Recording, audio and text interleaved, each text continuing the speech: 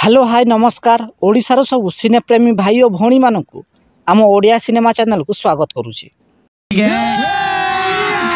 अभी मजा आएगा ना भिड़ो। आज कथा हवा 2004 मसीह रिलीज होइथिबा Odia cinema Barsha my darling केउ तेलुगु फिल्म रु कॉपी होइछि। 2004 मसीहा जानुआरी रे रिलीज होइतिला एक तेलुगु सिनेमा जार ना थिला वर्षम। एही सिनेमार मुख्य भूमिका रे प्रभास अभिनय करथिले। एही सिनेमाटी मध्ये सेतेबेले सुपरहिट होइतिला। एही सिनेमा को हिंदी रे मध्ये डब करा जायछि जार ना अछि बारिश। शीलू के लिए मैं 10 बार मर सकता हूँ, तू क्या एक बार मर सकता है? मैं तैयार हूँ, तू तैयार है? सही वर्ष ही अर्थात 2004 मसीहा दशहरा रे रिलीज होइतिला Odia cinema Barsha my darling. एही सिनेमार मुख्य भूमिका रे अनुभव महांती, अंकिता एवं हर पट्टनायक अभिनय करथिले। एही सिनेमाटी सेतेबेले हिट होइतिला।